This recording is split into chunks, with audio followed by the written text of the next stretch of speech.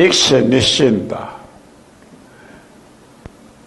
દરેક વ્યક્તિને એક યા બીજી ચિંતા હોય છે. નોકરી કદાચ જતી રહે તો ક્યારે, એ મોટો પ્રશ્ન. પરિવારમાં કદાચ સંજોગો આધીન કોઈ આત્મીયતા ઊભી થાય, આત્મીયતા ભંગાણ થઈ જાય તો બી પ્રશ્ન. કળિયુગ ચારે બાજુ છે. સત્સંગ સિવાય કોઈ વ્યક્તિ, એક વાત સાંભળજો ધ્યાનથી, જેને સત્સંગનો યોગ છે, જેને સત્સંગ અને ભક્તિનો યોગ છે, જેને પ્રભુની અને સંતની સાથેની મૈત્રી છે, પ્રભુની નિષ્ઠા અને સંતની સાથે મૈત્રી, એક તો મિત્ર સારો જોઈએ જ. તમે બી નક્કી કરી નાખજો. અને હું કાયમ વાત કર્યા કરું છું કે મરજો કોઈક સારા ડોક્ટરના હાથે. કાયમ કહું,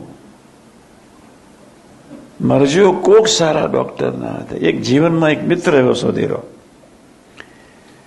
જેના ફળ સ્વરૂપે આપણી નૈયાને પ્રભુ હેમ ખેમ ઉતારતા જાય.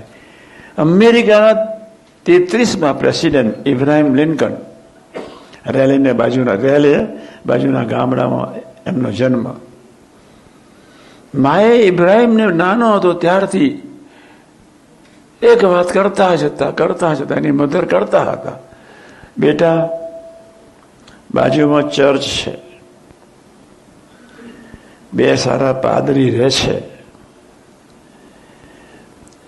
ઠાકોરજીના દર્શન કરી, પ્રભુ ઈસુના દર્શન કરી, સંતોની સાથે 2-5 મિનિટ બેસી, એનું કોઈ સૂચન સ્વીકારી, અને પછી તો સર્વિસ પર જજે. દરરોજ જ્યારે ઇબ્રાહિમ ઘરેથી નીકળે એટલે એક વાત કરે, માં બાજુમાં ચર્ચ છે, બસ આટલું બોલે. ઇબ્રાહિમ ડોબો નતો, હોશિયાર માણસ હતો. એને ખ્યાલ બી આવી જતો હતો કે મારે ચર્ચ, મારી માં ભગવાન ઈસુના દર્શન માટે ગયા છે, મારી માં 2 સારા પાદરી આવ્યા છે, એની સાથે મૈત્રી બધવાનું કે ખ્યાલ હતો જ. કમનસીબ કોઈ કર્મ વિચિત્ર થઈ જવાના પાપે કરીને માં એને દરરોજ કે બેટા જ્યારે બહાર જાય આમ કે, આટલું જ બોલે, આમ એટલે ચર્ચ, આમ કે 2 સંતોની સાથે મૈત્રી વચ્ચે. માનવી અને સાધુમાં આટલો જ ફેર. એની આંખ ડાફોરિયા મારતી હોય, સાધુનો આંખ ભગવાન તરફ રહેતી હોય. કેટલો ફેર! ક્યારે આપણે ડાફોરિયા મારીએ, ક્યારે આપણે અયોગ્ય સાંભળી નાખીએ, ક્યારે અયોગ્ય બોલી નાખીએ, આપણને એની ખબર નથી. યોગ્ય બોલાય, યોગ્ય ખવાય, યોગ્ય સંભળાય, એવા સંસ્કાર જાગૃત કરવા માટે, એવો વિવેક દ્રઢ કરવા માટે સાધુ જોઈએ જ. અર્જુનના સારથી કૃષ્ણ, શિવાજીના રામદાસ, અશોકના બુદ્ધ, ગણપતિના શિવશક્તિ. અર્જુનના સારથી કૃષ્ણ, શિવાજીના રામદાસ. રામદાસે શિવાજીને કહ્યું, અંતર્યામી પુરુષ, વિઝનરી પુરુષ, પારદર્શક પુરુષ, બેટા શિવા, અફઝલ ખાનને યુક્તિથી મારજે.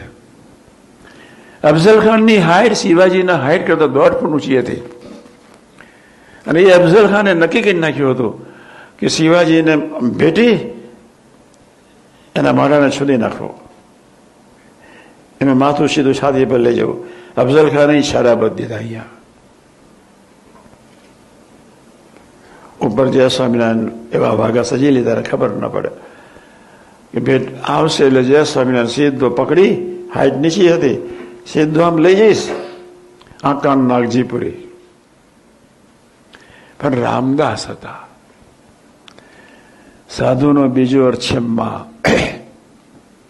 માં પોતાના દીકરાને ક્યારે દુઃખી ના જોઈ શકે. યાદ રાખજો તમે,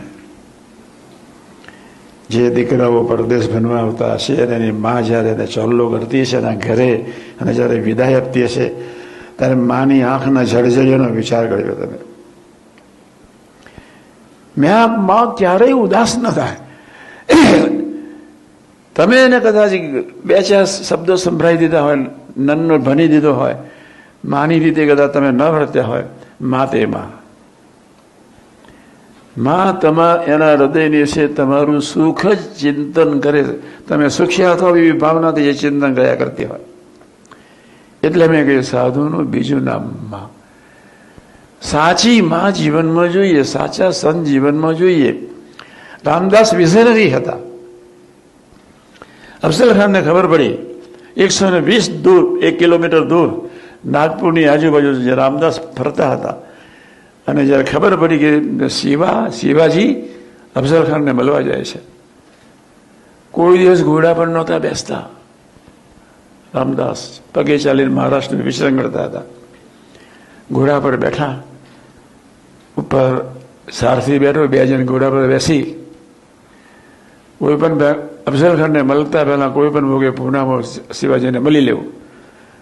અને જ્યાં શિવા સવારના પરમાં મળવાની તૈયારી પર જાય છે, તૈયારીમાં હોય છે, હાથ ઊંચો કર્યો, હું આવી ગયો છું.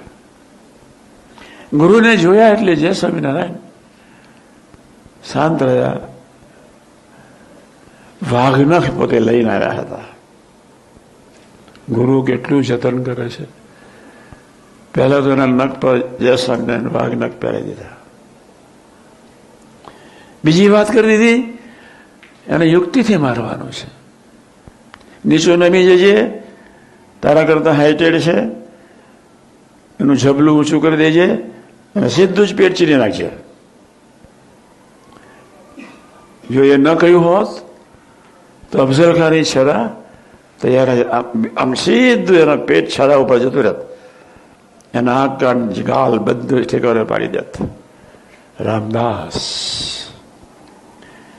સાધુનો બીજો અર્થ માં. ક્યારેય ક્યારેય ક્યારેય કોઈ પણ સંજોગોમાં માં ઉદાસ ન થાય. એમ સાધુના હૃદયની વિશે એક જ ભાવના હોય, સુખ્યા થાવ, સુખ્યા થાવ, સુખ્યા થાવ. એવી એક મંગલકારી ભાવનાથી બિચારા જીવ સાધુ ફરતા જ હોય, એને કોઈ સ્વાર્થ નહીં.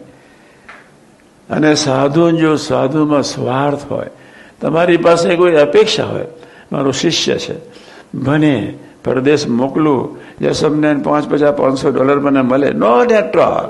સાધુ ન કહેવાય. સાધુ જો ડોલરનો સંકલ્પ રાખે, સાધુ કોઈ શિષ્ય પાસે લક્ષ્મીની અપેક્ષા રાખે, એ સાધુ ન કહેવાય. સાધુના હૃદયની વિશે એક જ ભાવ નીકળતો હોય, સુખ્યા થાવ, સુખ્યા થાવ, સુખ્યા થાવ. આપણને 3 પ્રકારે સુખી કરવા છે, એક દેહ કરીને. તમને ખબર હશે, અમેરિકામાં 2 રોગ આવી ગયા. કેન્સર ગયું, એડ્સ ગયું, હવે ઇબોલા આવી ગયો, અને 4થો રોગ આવી રહ્યો છે. ભગવાન છેતરાતા જેટલા આડા અવડા ચાલ્યા, જેમનું અયોગ્ય બોલ્યા ને ખાધું, દુનિયાના કોઈ પણ શાસ્ત્રમાં મીઠ ખાવું લખ્યું નથી. હું 3 ઓથરના કુરાન ને 4 ઓથરના બાઇબલ વાંચું છું. ઇંગ્લિશમાં છે. પરદેશ આવવું હતું, ચાલો આપણે ઇંગ્લિશમાં ગીતાનું કુરાન ને બધું વાંચીએ, એટલે આપણને કામમાં આવશે. પછી જે સામને નવાયું નહીં, અમે પોસ્ટમાં દાખલ કરી દીધો મને બાપાએ. આ બાજુ ન આવ્યું, બધું ભૂલી ગયો. પણ શાસ્ત્રો કહે છે, સાંભળજો, દેખતા માણસની જરૂર છે. એક જેનું અંતકરણ શુદ્ધ છે, નર્યો પ્રેમ જ ટપકે. સાધુ એનું નામ. યુવાનની પાસે કિંચિત અપેક્ષા ના રાખે અને યુવાનનું રૂડું કરે, એનું નામ સાધુ. આ દીકરાનો આશીર્વાદ આપો, દીકરાને પરદેશ મોકલવા મદદરૂપ થવો, દીકરો બિચારો ત્યાં સેટ થાય અને ભવિષ્યમાં અમને કંઈક